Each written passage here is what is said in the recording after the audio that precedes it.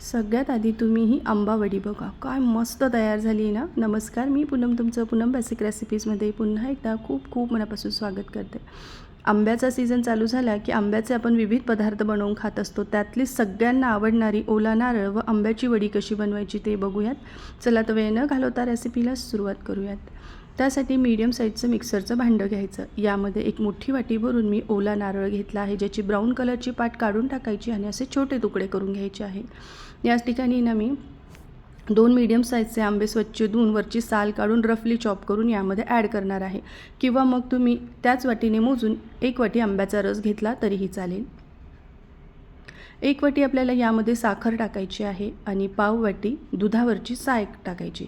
1 litre दुधावरची ही सर्व साय मी काढून घेतलेली आहे. आता पाणी वगैरे काहीही न टाकता आपल्याला याचं बारीक वाटण तयार करून घ्यायचं आहे. या पद्धतीने बघा हे वाटण आपलं तयार होतं. आता नॉनस्टिकचा मी इथे या ठिकाणी पॅन घेतला आहे. यामध्ये सगळं मिश्रण टाकायचं आणि मीडियम फ्लेमवर आपल्याला सतत ढवळत हे मिश्रण अगदी घट्ट होईपर्यंत शिजवून घ्यायचं आहे. तोपर्यंत तुम्हाला निवेदन आहे, तुम्ही अजून माझ्या चॅनलला सबस्क्राईब केलं नसेल तर नक्की पूनम बेसिक रेसिपीला सबस्क्राईब करा. तुम्ही माझे व्हिडिओ तुमच्या मित्रमैत्रिणींसोबतसुद्धा शेअर करू शकतात. त्याचबरोबर आहे ना, मी 2 ट्रिक तुम्हाला व्हिडिओच्या शेवटी सांगितलेले आहे. हे मिश्रण कितपत आटवायचं तर व्हिडिओ शेवटपर्यंत नक्की बघा. एक 5 मिनिटानंतर हलकंसं हे बघा असं पॅन सोडायला लागलं आहे. तोपर्यंत आपण गॅसची फ्लेम आता लो करूयात आणि ट्रेला साजूक तूप लावून घेणार आहे. तुमच्याकडे ट्रे नसेल असा बर्फी करायचा तर तुम्ही ना एखाद्या ताटालाही साजूक तूप लावून घेतलं तरीही चालेल. ट्रेमध्ये वडी केल्यामुळे काय होतं की बाजूच्या वड्या वाया जात नाही, एकसारख्या आकाराच्या सगळ्या वड्या आपल्या तयार होतात. आता हे वडीचं मिश्रण आपण मीडियम फ्लेमवर आटवून घेत आहोत, त्यामुळे सतत ढवळत राहायचं नाही तर हे खाली कढईला पॅनला लागण्याची शक्यता असते. साधारण 10 ते 12 मिनटं झालेली आहे. मिश्रण आपलं घट्ट व्हायला लागलं आहे. आता सगळ्यात पहिली ट्रिक म्हणजे काय बघा, हे मिश्रण असं थोडंसं घट्ट व्हायला लागलं की आपला जो चमचा आहे ना तो यामध्ये खोवून बघायचा. तो व्यवस्थित उभा राहतोय म्हणजे आपलं मिश्रण होत आलं आहे. अजून याच्या पुढची स्टेप आपल्याला एक महत्त्वाची आहे. आता दुसरी महत्त्वाची टिप म्हणजे अगदी तूप सुटेपर्यंत आपल्याला हे मिश्रण शिजवून घ्यायचं आहे.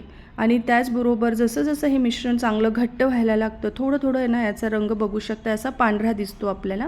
इतपत आपल्याला हे मिश्रण शिजवत राहायचं आहे. अगदी घट्ट गोळा होईपर्यंत मात्र हे मिश्रण आपण शिजवून घेतलं आहे. आणि शेवटी तुम्ही बघू शकताय पॅनला चांगलं तूप सुटलेलं आहे.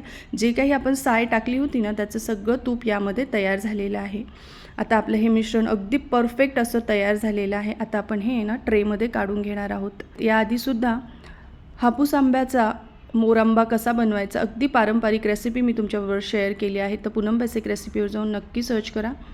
आता ट्रेमध्ये हे मिश्रण काढायचं आणि हव्या त्या आकाराच्या वड्या तुम्ही कट करून घेऊ शकतात. पण मी अगदी हलवाई स्टाईल अशा जाड आकाराच्या या वड्या करणार आहे. थोड्याशा हवं तर तुम्ही पातळही वड्या करू शकतात.